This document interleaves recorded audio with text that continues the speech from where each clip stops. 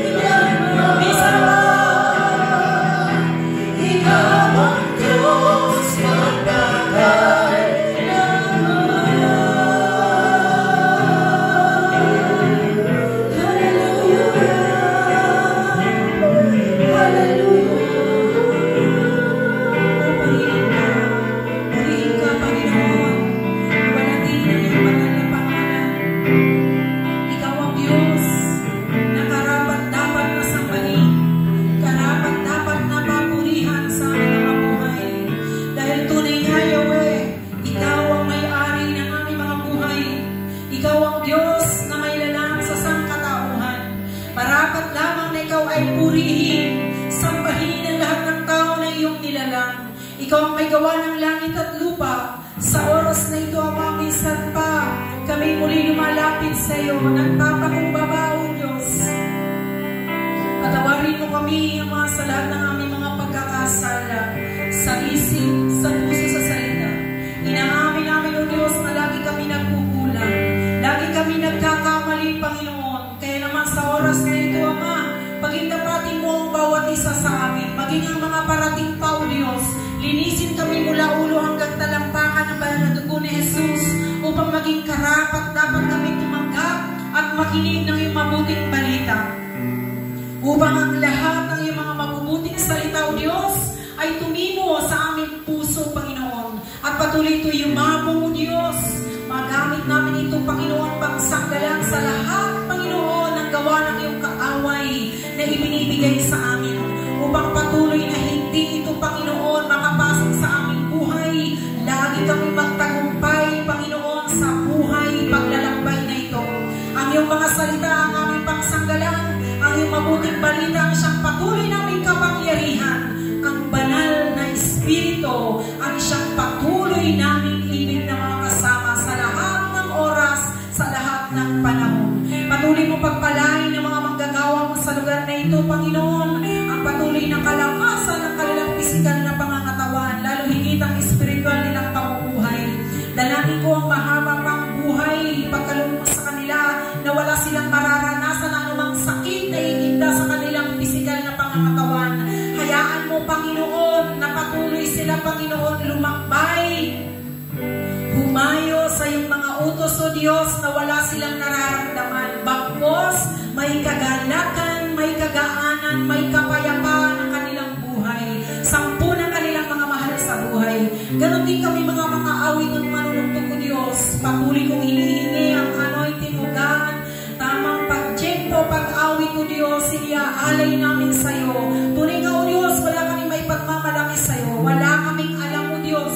Kaya sa iyo kami humihingi. Dahil ang sabi mo, humingi kami kung kami ay wala, Panginoon. Ano man ang kakulangan sa aming buhay, sa iyo namin iniaalay sa oras na ito. Maging ang mga attender mo, O Diyos, lahat ng kanilang mga kabigatan sa buhay, iniaalay namin lahat sa sandaling ito.